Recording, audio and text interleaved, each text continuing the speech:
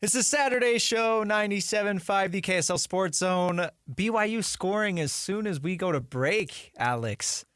45-yard, 44-yard deep shot to Darius Lassiter. What a throw, but more importantly, what a catch by Lassiter to bring it in. He did a phenomenal job of adjusting to the ball in the air and sort of using his body to box out the defender and extend those arms out, get the grab at like the 2 or 3 yard line, bring it into the end zone. So now we have Darius Lassiter and Chase Roberts with touchdowns in this game.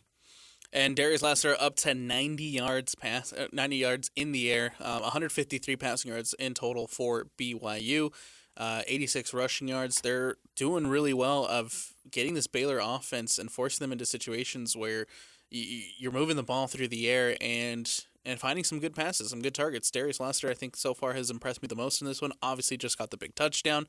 BYU's looking good, man. 28-7 for the Cougars in Baylor. You mentioned 153 yards, 2 passing touchdowns for Jake Retzlaff, 9 of 11 through the air, and then Darius Lassiter with 4 catches so far. So this is really encouraging to see. I mean, we talked about we wanted to see consistency from this BYU offense. I'd say we're getting it so far. Ground game a little bit. They're spreading the ball around carries-wise. Enoch Nawahine, 7 carries, 28 yards. And then Pokiawa Hanga, 5 carries for 20 yards. And then Jake Retzlaff, 2 carries himself for 32 yards. And the score, really just all-around impressive effort on the offensive side. Did see some reports that Connor Pay was taken to the locker room. So that is not a good sign for BYU. Hopefully he is well. All the best wishes to him. We'll see how the offense adjusts to not having him on the field throughout the rest of this game. Connor Pay is a massive player. Huge leader on that O-line. Huge leader on the offense for BYU. Huge in general. He's a guy that you have to have on the field for BYU. And so we hope that he can return to the field in this one and can return to play, and he's all right. Again, BYU up 28-7, 8 minutes left in the second quarter. I was hoping that halftime would come a little bit sooner in this game so we could do a little halftime check-in with BYU, but we'll just have to stick with some periodic updates as things happen in this game. But this segment, Alex, I wanted to go NFL here, and we check in on the NFL every week here and there a little bit, but there are some really interesting storylines that I want to hit on. And let's start off with this. Reports coming in this morning that new Dolphins quarterback Tyler Snoop Huntley will be starting for Miami on Monday night against the Titans, which I think is huge. Skylar Thompson, who started last week in place of the injured Tua Tagovailoa, he looked horrible against the Seahawks. I think Tyler Huntley is much more dynamic as a player, and I can't wait to see what he does in this offense, in this Dolphins offense that is, frankly, in need of a spark. I think anytime you saw Tyler Huntley come on for the Ravens, he always provided a spark. He always provided something different. He was almost a copy of Lamar Jackson, just obviously not as, I guess, physical. I don't know if that's the right word, but yeah, still. I get what you mean. But still, he always came in and did good things for the Baltimore Ravens. And so now that he has an opportunity to start for the Dolphins, I think that Dolphin offense is set up for a guy like Tyler Huntley to be successful. And so I'm very interested to see what the former Utah Ute is able to do in his start with Miami on Monday night. Mike McDaniel really struggling to get the Dolphins going. And even when Tua did play early in the year, he didn't look that great. He really struggled against Buffalo before he left with the concussion.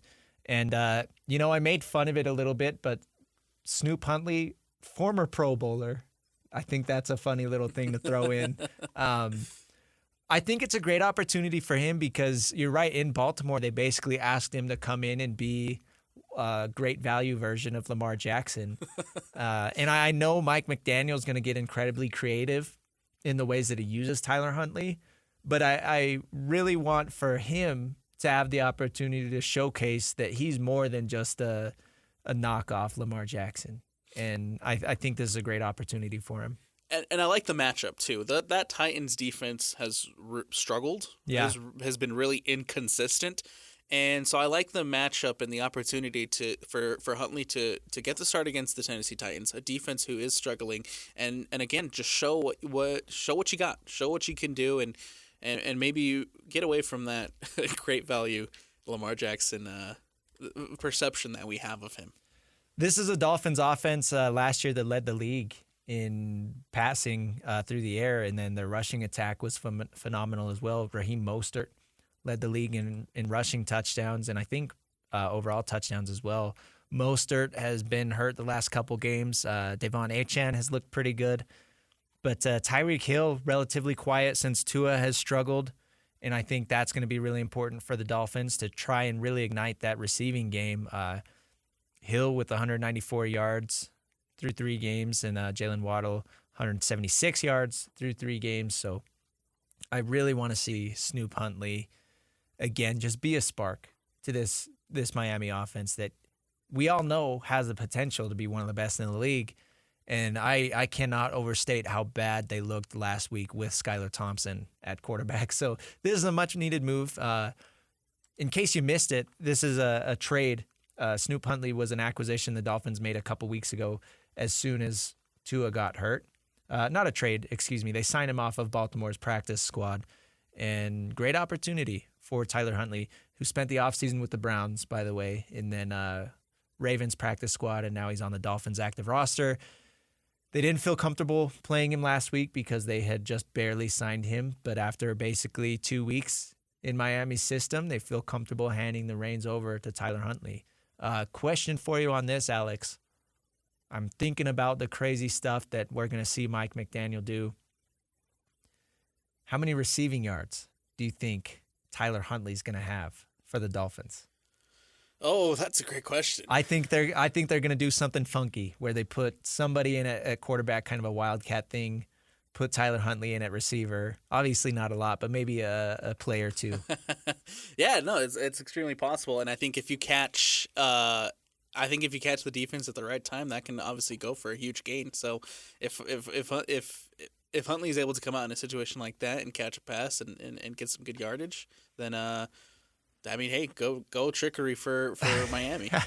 They're definitely going to be pulling out all the stops as they look for their second win of the year. And I feel you kind of have to when you're down 1-2. You need your second win. You kind of need to. You need to right the ship. Miami is a team right now that needs to right the ship. There was a lot of high expectations on the Miami Dolphins coming into the season. They need to right the ship, and what better way to do it against a team who's really struggled like Tennessee? 0-3 for the Titans. They have had their struggles as well. Will Levis is giving us a meme of the week every single game. Some atrocious, just like sickening turnovers. Oh boy, they're from the so second-year bad. quarterback. I'm not a big Will Levis believer. I mean, he's got a huge arm. New head coach and coaching staff there in Tennessee. Tony Pollard has looked pretty good, but I don't know. I think, like you said, Miami needs a game where they can get back on track, and this is a great opportunity for the Dolphins. But let's stick with some other local ties here. Jordan Love, quarterback of the Green Bay Packers, hurt his MCL week 1 in Brazil against the Philadelphia Eagles, is questionable to play on Sunday against the Vikings. I don't think we're going to see him, but just the fact that he has the questionable tag shows that he's making progress towards returning. I know he was practicing a little bit. Again, I don't feel very confident that Jordan Love's going to play, but there is the chance. I'm not feeling confident either. I think especially right now, the Green Bay Packers have done a good job of figuring out and finding ways to win even without Jordan Love. And so I think right now, while you have, you're 2-1, your offense hasn't really looked like they struggled through the first couple of weeks. Continue to allow Love to progress and get better, and make sure you get him back at 100%. Because I think if the Green Bay Packers want to go far and want to have a good run this season, they need Jordan Love. They need Jordan Love healthy. They need him at 100%. And so a tough matchup this week against the Minnesota Vikings, no doubt. But I don't know. It doesn't make sense to me to risk him this early in the season if he's not 100%, Yeah, I totally agree. And this Vikings team coming in, they're it's kind of crazy because nobody was really expecting a lot out of Who would them. have thought? But all of a sudden they're 3-0. Sam Darnold leads the NFL with 8 touchdown passes. And I do want to toot my own horn a little bit. I was a little higher on Sam Darnold than anybody else was this season because he spent the last year in San Francisco with Kyle Shanahan. And Minnesota runs a similar offense off that Shanahan tree with head coach Kevin O'Connell. And I feel like it's a really good fit for Sam. And Justin Jefferson has looked good as always. And then Aaron Jones, the former Packers running back, he has looked young again with this Vikings offense. He's had some good games. So I think that is another underrated storyline is Aaron Jones returning to Green Bay, where he was a fan favorite for many, many years. But the NFC North is really fun, and I'm glad that the Vikings are not as bad as everybody thought they were going to be because that makes for a very fun, competitive division. And this Vikings-Packers matchup is always a fun rivalry to watch. Great rivalry to watch, and I'm going to be honest, I did not buy Viking stock this preseason. I was on the train where I was not confident that Sam Darnold was going to really be able to do much in this offense. However, I completely forgot and didn't count for Justin Jefferson being one of the best receivers, if not the best receiver in the NFL, and Justin Jefferson looking really great through the first couple of weeks and making things happen for Sam Darnold. So, Sam Darnold, I'm sorry, you look good. Credit to Brian Flores as well, having this Vikings defense firing on all cylinders. They've had some huge performances. They've looked locked in, and the Vikings have been one of the more fun teams to watch through the first 3 weeks. Admittedly, though, it's been a really weird 3 weeks. It has. It's been a really off couple of weeks for the NFL. Aside from the Bills, nobody's really standing out. I mean, in my mind, what do you think? Yeah, I agree with you there. Even the perennial Kansas City Chiefs at 3-0, I haven't been impressed. No. I haven't been impressed. Fluky wins for the Chiefs. Fluky wins. Very disappointed with the Bengals. Oh, my gosh. 0-3? Incredibly disappointed with the Cincinnati Bengals. I thought this was going to be Burrow revenge year. I thought this was going to be Burrow bounce back year. And the Cincinnati Bengals at 0-3 have been really disappointing. The Ravens have been disappointing. The Cowboys have been disappointing. You can go down the list of all the teams who we thought we were going to be the heavy hitters. And I mean, they've been, to be honest, average. Yeah. Going back to the Bengals, I mean, Joe Burrow has been playing. It's not like it's Joe Burrow's fault that they're losing. And obviously he hasn't been perfect. There's a reason they're 0-3, but their defense has been huge letdowns this year. And, you know, they probably should have won the game against Kansas City, but they gave it away with a big penalty on Jamar Chase in a crucial moment. And then the controversial pass interference call, whatever. And then dude, Jaden Daniels with the Commanders taking it to the Bengals on Monday Night Football last week. Jaden Daniels has looked very impressive, especially for a rookie quarterback. The Commanders have not had to punt the ball in 2 games. That's impressive. It is very impressive, and I will say that I don't think I ever said this here with you, Christian, but I did have conversations with people about it, and I thought that Jaden Daniels was going to be the best quarterback to come out of this draft, and so far he has shown it. That's surprising because so the Jaden Daniels thing is really interesting. I hadn't really watched a ton of him until last year when he was with LSU. And early on in the season, you know, I was watching some games and Denver was in need of a quarterback and I was watching LSU. I was like, oh, this guy might be a sneaky good, you know, late first round pick or early second round pick if Denver wants to pull the trigger. And he ended up having a phenomenal year at LSU, won the Heisman, and of course, he was drafted higher than the Broncos could draft. But then I was like, okay, I don't really like the situation that he's going to with the Commanders, and I don't know how he'll hold up there. I thought he was probably going to have the worst rookie year of all the quarterbacks. But of the 3 guys starting, Caleb Williams, Bo Nix, and Jaden Daniels, he's been by far the most impressive. Absolutely. And I want to give credit, too, to a guy like Cliff Kingsbury, who is a very good offensive mind. Maybe not the best, wasn't the best head coach in the NFL, but he knows how to scheme. He knows how to set up offenses, and we're seeing it. I think him and Jaden Daniels work really well together. We're seeing it through the first couple of weeks, and a very, like I said, just incredibly impressive what I've seen from Jaden Daniels so far. Yeah, Kingsbury's had some success, no doubt, and even down in Arizona with Kyler Murray. Say what you want about his head coaching tenure, there's a reason why he was fired, but he did some good things, and it's clear that he sees a little bit of Kyler Murray in Jaden Daniels. Absolutely, and so far it's working well for the Commanders. And look, I know Jake Hatch is in there watching the BYU game, so I want to throw a little bit of shade at the San Francisco 49ers, but their injuries have not done them any favors at all. They're all on the IR, he says. It's unfortunate because, Christian, we talked about it a couple of weeks ago. The 49ers, this was their window. Their window is very close to closing. They got to figure out some things this offseason, and you can't really continue to compete if your entire team is on the injury reserved. I agree, and that's hard. Deebo Samuel being out, Trent Williams getting banged up, and then some defensive players as well. But I'll tell you, my biggest disappointment with the 49ers has been Brandon Ayuk. Yes. This is a guy who made such a big deal about getting a new contract in the offseason, and I've said it before on the show, I'll say it again, I don't mind players holding out.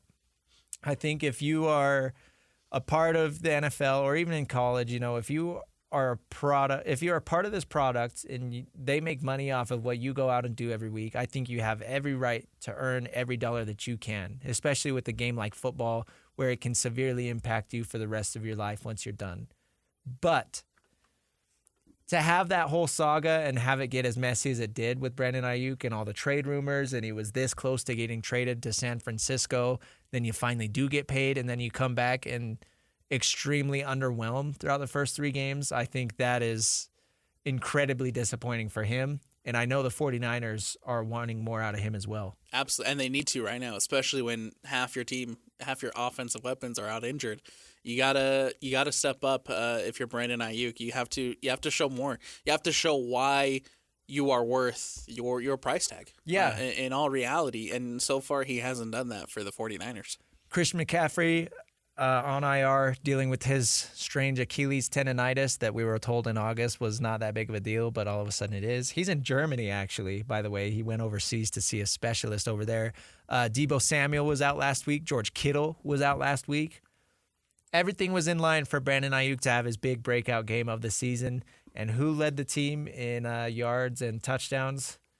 Jawan Jennings, Alex. Which, good for him. Good for me because I had him in fantasy.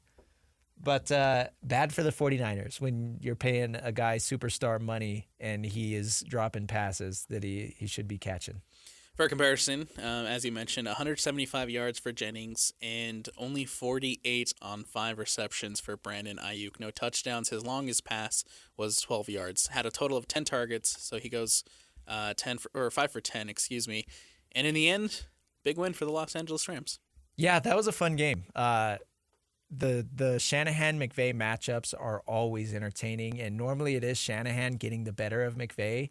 But, you want to talk about banged-up teams. Half the Rams roster is on IR. They're playing with guys I've never even heard of. Yep. And they didn't lead at all in that game until they kicked the game-winning field goal. What an amazing effort by Sean McVay and the Rams and Matt Stafford doing it without Cooper Kupp and Puka Nacua. The Rams are really fun to watch when they're on. Unfortunately, with them being as banged up as they are, I don't know how many fun games they're going to have this year. But I love Sean McVay, and I know you're a Rams guy. I love Sean McVay too, and I said it at the beginning of the year. I said if this team can stay healthy, I felt really confident in the Rams this season, but obviously we're 4 weeks in, and both Cooper and Puka Nacua are out. Yeah. Oh, tough break. Expecting a lot out of Puka this year, and struggles with the knee injury during training camp and then re-aggravates it week 1. I think it was a smart move to put him on IR, hold him out. I think he'll probably be out about 5-6 weeks total. Maybe 4. We'll see, I guess. But get him healthy. Obviously, with the state that the rest of the team is, there's no point in rushing him back. But yeah, I think another fun matchup we're gonna have tomorrow is Broncos-Jets. I say that a little tongue in cheek because the Broncos have been up and down, mostly down. But hey, they looked good against the Bucs last week. That really surprised me. Aaron Rodgers and the Jets are slowly kind of gaining life. But the main thing, it's the Nathaniel Hackett Bowl. And last year, of course, before the 2023 season started, Nathaniel Hackett said Broncos head coach Sean Payton said those things about Nathaniel Hackett, who was the previous coach of the Broncos. Basically said it was the worst head coaching job ever. Put a lot of drama into that storyline, and the Jets beat the Broncos last year. But now we get a fun little rematch. Broncos with the rookie quarterback in Bo Nix. Jets with their guy Aaron Rodgers looking healthy, and he's looked good coming off his Achilles injury. I will say, yes, Aaron Rodgers has looked really well considering the injury, considering how long he was out, considering his age. 40-year-old dude tearing his Achilles, coming back and playing like I don't know, better than we expected. Yeah, absolutely. And Rodgers, I've been impressed with Rodgers, been impressed with Breece Hall. I think the Jets, if they can continue to figure it out and continue to string along some wins, who knows? Maybe we're talking about a playoff team Jet. Especially with the way things are shaking out. Everybody else seems to be not playing well, while the Jets are one of those teams that are playing well. While we were having our little NFL conversation, Baylor, they scored. They got on the board again. Score is 28-14. BYU leads, just got to midfield, a minute 20 until halftime. So we're going to take a break here. I'm going to call an audible, Alex. Let's see if we can do a little Cougar halftime show instead of our 5 minutes of. We'll see how things shake out. We might split it up and talk a few different things, but that's coming up on the other side. This is the Saturday show on 97.5, the KSL Sports Zone. Woo boy, it's the Saturday show, 97.5, the KSL Sports Zone. Christian Esparza, Alex Napoles. BYU kicker Will Farron just drilled, absolutely nailed a 54-yard field goal to go up 31-14, 30 seconds left in the first half. BYU is up in Baylor. Fun game for the Cougars so far, Alex. Good game for the Cougars so far. But besides it being fun, I think as we mentioned, we've been hitting on it throughout the show, man. I think the BYU Cougars have looked really fun in this one. A lot more consistency offensively. Jake Retzlaff now at 180 passing yards. And adding more rushes, he's up to 47 now on the ground. But Darius Laster now over the century mark. He is at 101 yards. Lot better performance from this BYU offense, and so far so good. So far we're going to be talking about BYU's first ever road win in the Big 12. Yeah, so far so good. I'm loving it so far. We'll talk a little bit more BYU. Let's see if they can get to half. I don't know. Baylor looks like they might try to score some points, but if they get to halftime during this segment, we'll do a little halftime breakdown. We'll see if Hatch will come in here as well as he's watching the game in the room next door. But let's get to 5 minutes of. We had some big NBA news last night. NBA season about to ramp up. Media days starting across the league. And last night, Alex, we got hit with a blockbuster trade. I will say it felt weird not getting the Woj bomb. It did. But big trade between the Timberwolves and the New York Knicks. Karl Anthony Towns going to New York, and then you've got Julius Randle, Dante DiVincenzo coming back to Minnie. It's an interesting trade, Christian, because I think right now Minnesota, with the team that they had last year, I thought they looked really, really well in stretches, and I thought this Minnesota team probably had a chance to compete, and I didn't think that a team like Minnesota, who is in a position to compete, would go and make a blockbuster trade, a huge trade like this prior to the season starting, in giving away Karl Anthony Towns. We knew it was going to happen. It had to happen eventually. But now that it's happened, it's I don't know how to feel about it. It's interesting. Okay, so here are the terms of the trade. New York receives Karl Anthony Towns. Minnesota is receiving Julius Randle, Dante DiVincenzo, and a first-round pick via Detroit. Charlotte jumped in to help facilitate this deal. They are receiving Daquan Jeffries and then draft compensation that is yet to be determined. But first off, I want to say it's a little heartbreaking that we never got to see the Nova 4 take the court in New York. Of course, they've got all those guys that played on Villanova together and had that run in the NCAA tournament. Yes. That would have been such a fun storyline to see throughout the year. Unfortunately, it gets broken up before the season starts, but I think it fills a need for New York because Cat is a much different sort of player than Julius Randle is. And I think Cat brings some much needed floor spacing that you just can't have with Julius Randle, especially with Brunson kind of becoming the guy in New York. And the ISO type of the way that he plays, it kind of made Julius Randle redundant. And so now you get a stretch four in Cat who can also play the center position and really just open up the spacing in the lanes. And you've got OG Anunoby and Mikal Bridges on the wings, and New York might have something cooking. I do think that overall, just with so far on paper, I do think that this is a trade that heavily favors New York. I think New York, with just getting Karl Anthony Towns, despite losing Julius Randle, I do think that that helps a lot for the New York Knicks. I think that strengthens that New York Knicks team. Curious to see how it shakes out for Minnesota, how Julius Randle comes into this team and meshes with a guy like Edwards, and plays for Minnesota, as well as DiVincenzo, and who's probably going to be one of those role players who comes off the bench and gets you good minutes. So we'll see. DiVincenzo's shooting is going to be huge for Absolutely. Minnesota, and that's something where they really struggled in the playoffs, especially with Cat. Actually, his three-point percentage really tanked in the playoffs. But DiVincenzo, one of the premier 3-and-D players in the NBA, and that Minnesota defense can really stifle you at times. So I think that's going to be fun to watch. Naz Reid had a breakout year last year. One thing that I don't like about this trade is I don't like the fit of Julius Randle next to Rudy Gobert. I think that's going to be clunky, and it's going to be weird. But I don't know. We'll see if they can make it work, I guess, if Chris Finch can figure something out.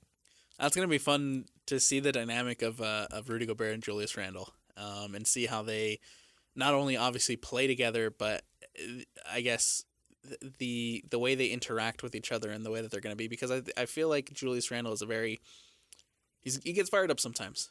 Yeah. He gets fired up sometimes. And he was the guy in New York for a little bit, and he had some good seasons, but he's been injured the last couple of years, so I'm assuming that he's back to being healthy now. I don't know. I think New York is the winners of this trade. Yes. I agree with you. Yes. But we'll see. I like the DiVincenzo fit in Minnesota, but the Julius Randle fit is a little clunky. Can't wait to see what Cat does in New York. And then how about Karl Anthony Towns tweeting? When he right tweeted the ... Yeah. Oh, just man. 3 dots. It doesn't seem like Karl Anthony Towns is too much of a fan of what's going on with this trade. Yeah, I mean, he was there in Minnesota through so much. He was a first overall pick. He was there through the Jimmy Butler saga, and then he was kind of in the dark ages there after they traded away Jimmy Butler, and then he was there as they watched Minnesota rebuild. He was their guy. He was the guy with Anthony Edwards, and now he's kind of being shipped away. So I can't even imagine for him how hard that is. And you're right, that is a good point, because these players have feelings, and that's not fun for them when they grow up and do so much maturing from being a young, new to the NBA type of guy, and then you're in Minnesota for so long, and now you just get shipped away because it's a business. He was the face of the Timberwolves for a while there. He was the guy, the superstar for Minnesota for a minute there, and so I think he'll be a good fit in New York, and I think New York will eventually be better for the trade. But you do got to feel for Karl Anthony Towns, who you can tell loved Minnesota. Yeah, and Minnesota loved him back. Let's transition, Alex. Halftime in Waco. BYU 31, Baylor 14. Baylor missed a field goal to end the half. Lucky for us, we've got our guy Jake Hatch here. Hey! Hatch, of course, does. Welcome back. The show you stole from me. There Just we kidding. go. Hatch, of course, does What's the up? BYU pregame and postgame here on 97.5 the KSL Sports Zone. Hanging out here at the station today, and we get to have a little halftime chat. Yeah. Well, here's the thing: 31-14 at halftime. I think you'll take that if you're BYU. Jake Retzloff showing that he is. Today's the day I think so far. He's showing why BYU believed in him coming out of training camp. Remember, 1,000%. there was so much conjecture and talk and all this stuff saying, well, it's Gary and Jake. It's right down to the wire. BYU picked Jake, and I think today, it's only 30 minutes in, obviously, but what he showed in the first half is why BYU went with him. Yeah, I've been very impressed with Jake Retzlaff's performances today. We talked about it a couple weeks ago here, Jake, where we wanted to see a little bit more consistency and less turnovers from Jake Retzlaff. But today, he's really stepped up to the plate. 180 yards so far in this first half, has the 2 touchdowns through the air, also adds 47 rushing yards as well as 1 touchdown on the ground. So that's a total of 3 touchdowns for Jake Retzlaff. And so happy to see just kind of him continue to, of course, get comfortable in the offense, but how much does it help when you have that consistency of knowing you're going to be the starter and grow in this offense? Well, and that's the thing about it is I think that he needed to have just the backing and know, like, hey, this is your job. He's not having to look over that proverbial shoulder and worry that, hey, if I throw an interception, here comes Gary. Like, you needed to avoid that. Now, he struggled against SMU. Remember, that SMU game, there were a lot of people after that game saying that BYU, it's unsustainable. They cannot win games with him. He's only gotten better since then. Yeah. Wyoming was a star. Last week against Kansas State, really good showing. And then today, he's been absolutely on fire. So, yeah, I think it's just they believed, okay, if we give him the adequate time, he's going to become a pretty decent quarterback, and if not an outright star. The other thing about it is he got judged way too harshly on just 4 games last year. Remember, this is his 9th career start. I can remember, and I've been covering BYU long enough that when Jake had 9 starts, I can compare that back to Zach Wilson, Jaron Hall, early on in their careers at BYU, had similar struggles. They went on to become NFL quarterbacks. Yeah. So Jake's starting to really kind of, I think, come into his own, and it's a positive sign for the Cougars. And I think that is the most encouraging thing, going back to what you just said. Like, we have seen Retzlaff improve every single week. We have, yeah. And that is so big for the BYU offense, who had their own questions coming into this season. And, I mean, looking good right now in Waco, 31-14 again. Well, here's the other thing about this, is that 31-14 belies what Baylor's doing in this game. Yeah. Remember, BYU hadn't given up a touchdown to a Power 4 opponent until today. They've given up 2 to Baylor, and Baylor came up just a little bit short on a 50-yard field goal. We almost had dueling 50-yard field goals in the final minute of that first half. So BYU can't think, hey, we got this thing in the bag. Right. Absolutely not. They went up 21-0, and I was wondering if this was it, if Baylor was going to fold, but they fought right back. Yeah, the Bears have responded very, very well. So it's going to be an interesting dynamic here to kind of track how it all goes as the second half unfolds. But this is not a game that BYU can say, all right, we're done, boys. Yeah. Close up shop. They got to keep piling up points and yards. So outside of, obviously, Retzlaff improving, what's the most encouraging thing that you, Jake Hatch, have seen from the Cougars in this game? I'm actually liking the running game a little bit. It's a lot of this has been on the arm of Jake Retzlaff. You already referred to the rushing yardage he has as well, Alex. He's always going to be a part of the running game for BYU. That's what they've designed this offense to have a running quarterback as part of the run game. But I've seen signs from Pokai Haunga. I've also seen Enoch Nawahine. They're showing up. Sione Moa was the star last week and got banged up in that game. And I heard all week long that they were hoping to get him cleared. I asked the question to Aaron Roderick on Wednesday. Is he going to be able to go? We'll make a determination tomorrow. Well, the determination was, as we have found out, he won't be able to go. They have talked a lot about the depth they felt like they had at running back. Well, they continue to find these options, guys popping up. It's not near what it needs to be in terms of like a dominant run game, but it's getting better and better, similar to what Jake's doing. He's getting better and better each game as it goes along. I feel like that run game's coming along. Now, the injury to Connor Pay, that cannot be overstated. Mitch Harper, who's down there in Waco, tweeted that he is on the sideline on crutches and in a boot.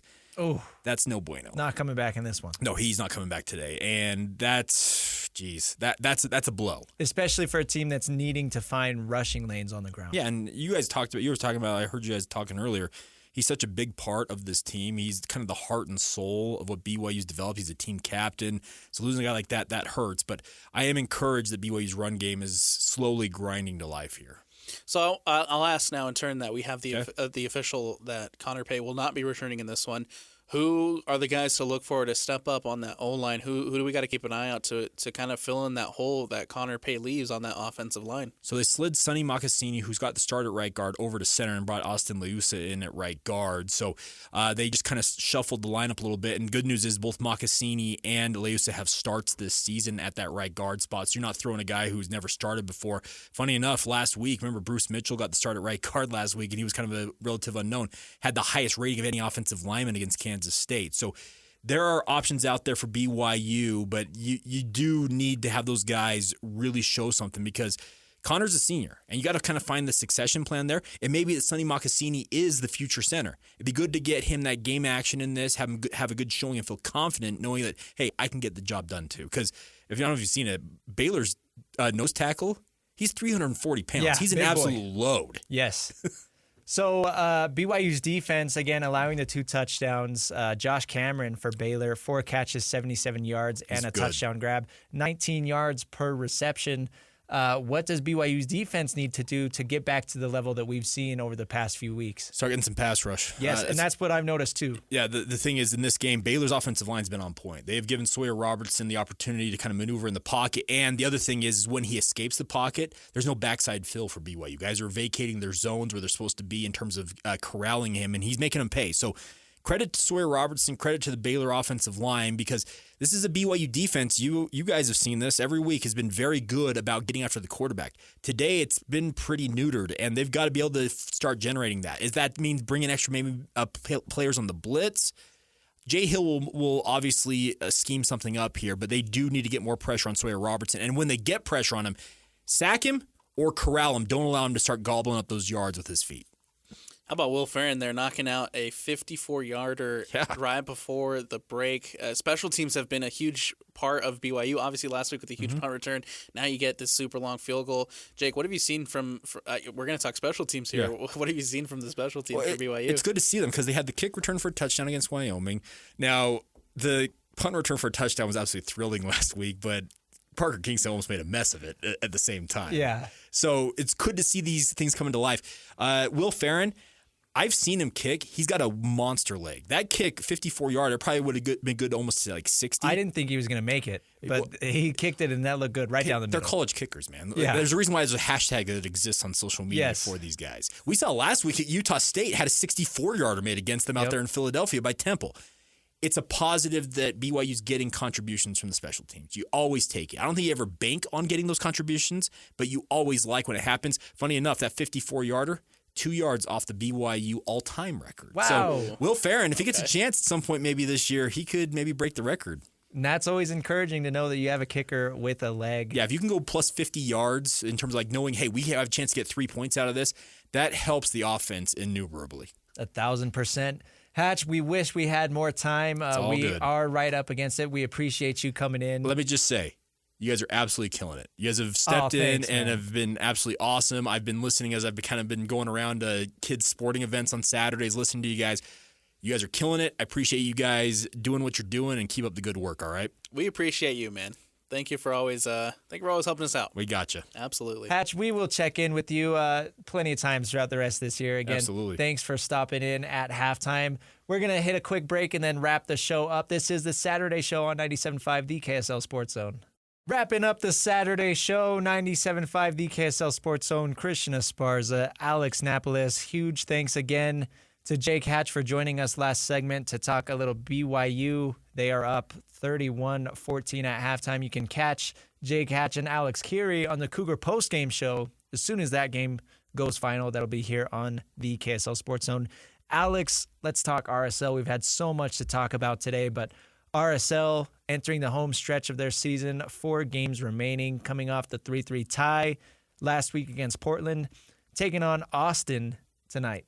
Taking on Austin FC, and this is a Rouse Lake who is now clinched. They are now officially a playoff team, currently sitting in second place of the MLS table. And look, last game, I think Rouse Lake showed a lot of defensive issues. They were up 2-0 at the break, came back, let Portland back into this game, and ended up walking out with a 3-3 draw. A lot of defensive issues for Rouse Lake that need to be cleaned up as you head down to this final stretch. Austin's a good team who's been inconsistent, so they're a good team to bounce back and really get things rolling in the right direction, get your form back, figure out who this team is going to be as we head down the stretch and get ready for the playoffs. Like I said, Rouse Lake already clinched in second place with 51. The Galaxy currently sitting in first place with 58. Colorado just below them at 50.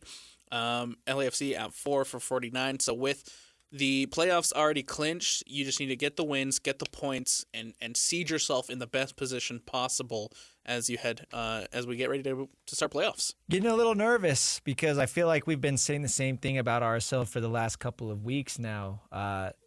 Gotta get those defensive errors taken care of, especially, you look at that 3-3 draw against Portland in Sandy, and it's a bit of a disappointment, I think, especially being up, like you said, at half. And Portland's not that great of a team. That should have been a big win for RSL at home.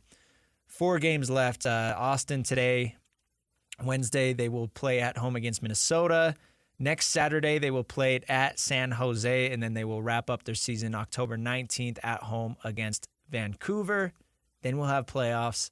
Again, let's hope RSL can figure their stuff out, because early in the year, it looked like they had a real chance to make some noise in the playoffs. Absolutely. Earlier in the season, a different Real Salt Lake than what we're seeing now. Early in the season, Real Salt Lake looked like a team who was contending for MLS Cup. Now I think they're a team who's got to figure some stuff out. It's been almost 3 months since Chicho has looked like Chicho, and a lot of that goes into obviously being suspended and out for a little bit, going for the breaks. But Chicho Arango really needs to pick it up. He no longer looks like the MVP Chicho, and that's something that Real Salt Lake have missed. 6:30 first kick, 5:30 pregame here on 97.5. Alex, you will be producing that. Oh, Alex, you will not be producing that. Sorry. Got a busy schedule today on Saturday. Speaking of busy schedule, though, again, Utah football at home tonight at Rice-Eccles Stadium. 8:15 kickoff there. We're going to have a 7:15 pregame here on The Zone with Lloyd Cole and Christian Cox, as always. So stay tuned for that. Again, Jake Hatch and Alex Carrier are going to be coming up soon on the BYU postgame. We'll see what kind of noise the Cougars can make in the second half in Waco at Baylor. Alex, thank you so much. Fun Saturday as always. Thanks again to Jake Hatch. Thanks to Jeremy for producing. This has been the Saturday Show on 97.5, the KSL Sports Zone.